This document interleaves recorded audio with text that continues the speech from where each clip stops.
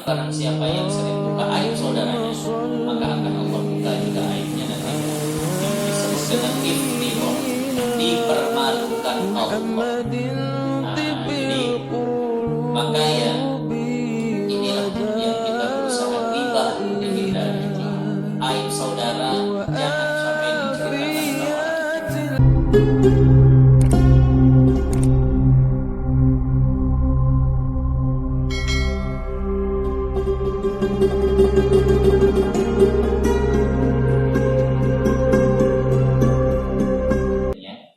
Nah, kenapa orang kalau dengan alasan itu nggak terlalu malu, tapi kalau buang angin kan malu ya. Nah, dan minta izin Bu, seandainya kita lagi duduk dekat orang atau lagi sholat begitu, lalu ternyata terdengar ada orang buang angin, jangan pernah pasang ekspresi yang membuat orang itu malu. Mending pura-pura nggak tahu. Mending pura-pura nggak tahu.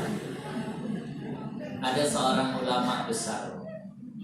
Ada seorang ulama besar namanya Hatim Al-Assam. Hatim Al-Assam. Hatim itu namanya. Al-Assam itu julukannya. Al-Assam itu artinya tuli, peka. Sampai dijuluki Hatim tuli, Hatim peka. Kenapa? Karena pernah satu waktu Imam Hatim Al-Assam ini selain dia itu seorang ulama, dia juga sering didatangi orang. Dia ada hajat orang kepadanya. Lalu pada suatu saat datanglah seseorang kepada dia, ada hajat. Setelah di dekatnya, buang angin loh orang tadi di dekatnya, suaranya kuat pula. Ya Allah. Bayangkan di depan ulama besar buang angin. Misal Ustaz Abdul Somad lah datang, kemudian kita dapat kesempatan mendekat, duduk dekat dia, buang angin pula di samping Ustaz Abdul Somad. Kemana coba perasaannya? Ya kadang kan nggak terasa, tiba-tiba keluar gitu saja. Maka orang tadi malu luar biasa, tapi karena memang ada hajat, dia tetap panggil Imam Hatim Al-Assam tadi, Tuan. Tak ditengok sama Hatim. Tuan, tak ditengok sama marah lah Tuan. Dipanggil lagi yang lebih kuat, Tuan, barulah ditengok sama Hatim. Manggilnya kau, iya, ngomong sama aku kuat dikit, nggak dengar.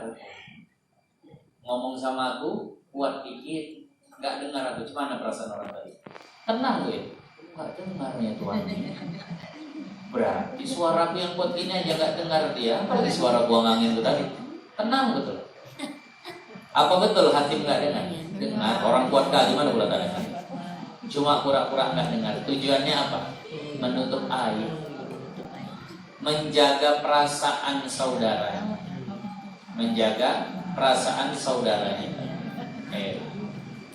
Dan ini yang begini nih luar biasa betul. Amalan yang seperti ini, orang yang sering menutup aib saudaranya, akan Allah tutup aibnya di akhirat nanti. Imam Muslim dalam hadisnya meriwayatkan sebuah hadis, man satara akhahu satarahullahu yaumal qiyamah. Barang siapa yang menutupi aib saudaranya, Allah akan tutupi aibnya di akhirat. Aib kita banyak ya. Seandainya dibuka Allah di akhirat, malu nggak? Malu. Oh ya Allah, kukira tiap Sabtu ngaji udah mantap kali. Rupanya begitunya kerjanya selama ini. Oh, kukira begitu, rupanya waktu habis itunya tingkah polanya. Malu ya Bu ya, kalau nampak sama orang. Di akhirat kita disidang, dipertontonkan semua, dibacakan semua. Bisa Allah tutupi. Yang seharusnya disebut tak disebut Allah, yang seharusnya ditampakkan tak ditampakkan oleh Allah. Kalau kita juga mau menutup aib saudara kita. Hatim begitu. Dan selama bertetangga sama orang itu, dia terus pura-pura tuli. Kenapa? Kalau tulinya hari itu aja, besok nggak tuli, kecil lagi hati tetangganya tadi. Oh berarti semalam Tuhan tuh pura-pura. Ini aja udah nggak tuli. Ternyata dia terus pura-pura tuli. Sampai akhirnya dijuluki tuli, hati tuli, supaya orang ini tenang hati, tak malu. Nah, ini amalan yang luar biasa. Rasulullah pernah kirim salam sama orang yang seperti ini. Saya pernah baca satu kisah dari seorang habib. Ada seorang wanita, dulunya dia memang ya tersesat dalam maksiat sampai dia berzina. Tapi akhirnya dia taubat setaubat-taubatnya. Dia taubat betul. Dan habis berzina itu dia nyesal taubatan nasuha. Ternyata ada seorang laki-laki yang hendak meminangnya. Menikahlah dia dengan laki-laki tadi. Di malam pertama didapati perut perempuan itu ternyata sudah besar. Hamil dia dari zina yang sebelumnya. Dalam mazhab kita menikahi wanita yang sedang hamil dari perzinahan sah. Yang gak sah itu kalau menikahi wanita hamil dari nikah sah yang diceraikan suaminya. Karena kalau orang diceraikan suaminya dalam keadaan hamil, itu berarti iddahnya belum habis. Tapi kalau nikah hamilnya hubungan di luar nikah, itu gak ada iddah, boleh aja dinikahi, sah-sah saja. Maka didapati sama laki-laki ini, oh hamil rumah istriku, diceritakanlah oleh istrinya. Nah, diceritakan sama istrinya bagaimana keadaannya dulu, dan dia kini sudah bertobat betul-betul menyesal. Ini begini, aku insya Allah bisa menerima, karena Allah pun kalau orang taubat menerimanya. Cuma yang aku pikirkan, cemana lah kau nanti ini. Kita baru nikah sebentar punya anak, apa nanti kata orang? Udah gini aja, kita pergi saja ke tempat yang agak jauh, yang orang nggak tahu lah bahasanya, dengan keadaan perutmu itu, dan jangan sering keluar rumah. Nah, karena orang-orang nengok nanti kok bentar-bentar udah besar perut begini, akhirnya curiga. Dari dalam sajalah istrinya sampai anak itu lahir. Ini kalau ketahuan lahir pun orang pasti akan curiga, malu istriku nanti. Maka begitu anak itu lahir, diam-diamlah laki-laki ini malam-malam diletakkannya anak tadi di depan pintu masjid. Tengah malam, jam 3 pagi lah mendekati subuh, tak ada orang, letakkannya anak itu depan pintu masjid sambil diawasinya dari jauh. Maka begitu ada yang jumpa, hebohlah masyarakat dan warga. Ada anak dibuang begini segala macam. Setelah udah ramai begitu, datang suami. Ada apa bu? Padahal dia tahu. Ada apa pak? Ini ada orang buang anak begini. Tengok sama laki-laki itu. Ya Allah, lucunya anak ini. Udahlah begini bu, biar akulah yang urus anak ini. Nah, gimana bu? Kami kayaknya pun ya baru menikah. Nah, biar kami lah yang urus. Kami belum ada beban begini gitu. Oh ya udahlah, cocok. Dibawa pulang diurus. Berusaha semaksimal mungkin dia tutupi aibnya. Lalu ada seorang ulama bermimpi bertemu Rasulullah dan dia bilang, cari pemuda yang begini keadaannya. Diceritakan kata itu. Aku kirim salam kepada dia karena dia menutup sebisa mungkin aib istrinya.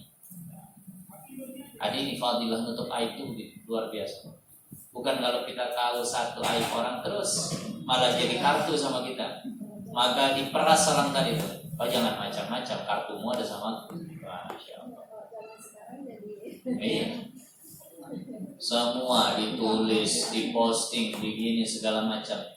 Nah, maka mafhum mukhalafahnya, pemahaman terbaliknya, barang siapa yang sering buka aib saudaranya, maka akan Allah buka juga aibnya nanti.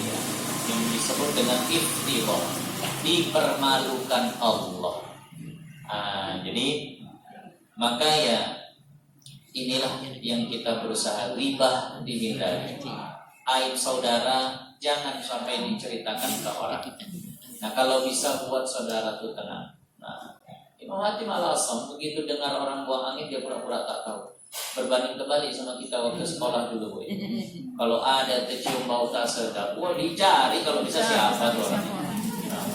Padahal entah apa tujuan mencari orangnya itu, cuma satu tujuan mencari orangnya itu, mempermalukan. Enggak itu aja. Karena kalaupun tahu dia bisa apa lagi, tanggung jawabnya mau gimana? Nah, kan itu tadi. Nanti kau saat tuntut aja Ah, saat ribut kena. Jangan anak TK, Bu. Di kuliahan pun begitu mahasiswa tuh. Siapa nih? Wah, Masya Allah. Kau ya. Apa ditanya-tanya? Udah, dia udah malu. Nggak usah lah ditanya-tanya. Kecuali untuk mentakdir. Kalau anak kita mungkin perlu kita tahu. Abang buang angin ya, nggak boleh gitu, Pak. Kalau terasa agak jauh sedikit. Nah, untuk mentakdir boleh. Nah, tapi kalau untuk mempermalukan jangan. Nah, ayo ya. Jadi ini amalan untuk aib orang.